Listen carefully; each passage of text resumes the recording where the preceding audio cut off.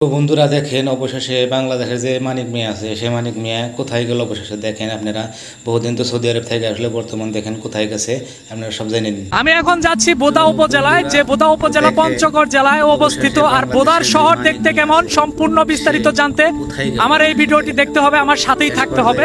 শহর, গ্রাম, এখানকার পরিবেশ সবকিছু আপনাদের মাঝে তুলে ধরার চেষ্টা করব, সবাই আমার সাথেই থাকবেন। পঞ্চগড় জেলার বোদা থানা বাংলাদেশের উত্তর প্রান্তে অবস্থিত। এটি একটি শান্ত প্রাকৃতিক এমনকি সৌন্দর্যমণ্ডিত এলাকা। অন্যদিকে গ্রামীণ জীবনের সরল সৌন্দর্যের জন্য পরিচিত। বোদা থানাটি পঞ্চগড় জেলার একটি গুরুত্বপূর্ণ প্রশাসনিক এলাকা। এখানকার মানুষের জীবন ধারা মূলত কৃষি নির্ভর। ধান, ভুট্টা, গম, চা, চাল এখানকার প্রধান ফসল। করতোয়া নদী এবং অন্যান্য ছোট ছোট নদী ও খাল বিল এই এলাকার পরিবেশকে আরো সুন্দর করে তুলেছে। এখানকার মানুষ সহজ সরল, অতিথি পরায়ণ, এমনকি অনেক পরিশ্রম। গ্রামের সকাল শুরু হয় পাখির ডাক, এমনকি কৃষকের মাঠে যাওয়ার দৃশ্য। মাটির ঘর, বাঁশের বেড়া, কলাগাছ, পুকুর সব মিলিয়ে এক প্রাকৃতিক সৌন্দর্যের চিত্র ফুটে ওঠে। মাঠে সবুজ ফসল আর চারিপাশে ছায়া দেওয়া গাছ গ্রামের পরিবেশকে শান্তময় করে তোলে। সন্ধ্যায় গ্রামে আজান, শিশুর খেলা আর উঠানে বসে গল্প গুজব মানুষের জীবনে আলাদা রং। আধুনিকতার ছোঁয়া লাগলেও এখনো গ্রামের পরিবেশে সেই পুরনো সরলতা বজায় আছে। পঞ্চগড় জেলার বোদা থানায় বেশ কয়েকটি দর্শনীয় স্থান রয়েছে। ব্যাপারী দিঘি, করতোয়া নদী, চা বাগান।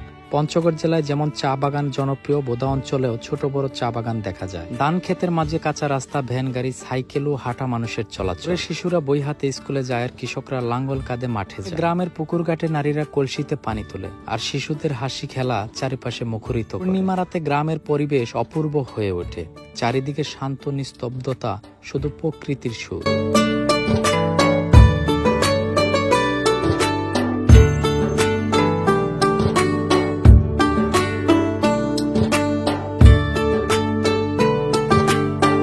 বোদা থানার গ্রামে এখনো ভাওয়াইয়া গান, জারি সারি, কীর্তন ইত্যাদি জনপ্রিয়। বৈশাখী মেলা, নববর্ষ, নবান্ন উৎসব, ঈদ ও দুর্গাপূজা এখানে মিলেমিশে আনন্দে রং ছড়ায়। গ্রামীণ বিয়ে, অন্নপ্রাশন ও সামাজিক অনুষ্ঠানগুলোতেও ডাক, ঢোল, বাঁশি আর লোকগান গ্রামীণ পরিবেশকে প্রাণবন্ত করে তোলে। পঞ্চগড় জেলায় আসার পর মানুষের জীবন জীবিকা সম্পর্কে জানতে পেরেছি, এখানকার পরিবেশ সম্পর্কে জানতে পেরেছি। এখানকার মানুষের ব্যবহার, আচার আচরণ এক কথায় অসাধারণ। যেহেতু আজকে আমাদের গন্তব্য পঞ্চগড় জেলার বোদা থানা, আর হয়তো অল্প কিছুক্ষণের ভিতরেই আমরা পঞ্চগড় জেলার বোদা থানায় পৌঁছে যাব।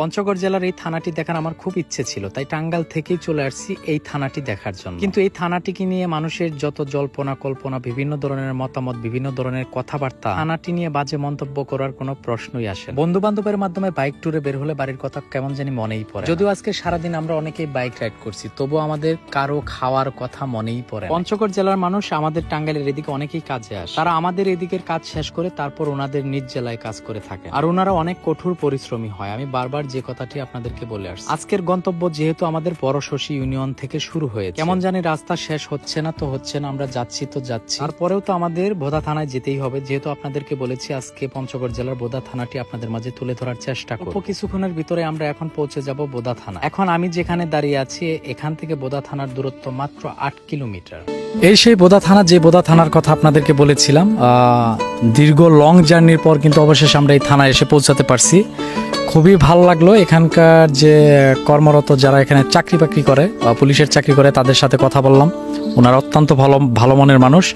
আর এই বোদা থানার দূরত্ব আমাদের টাঙ্গাইল থেকে টোটালে আনুমানিক 400 কিলোমিটার হবে, অনেক দূর। যেই জার্নিটা আমরা মোটর সাইকেলের মাধ্যমে করে আসছি।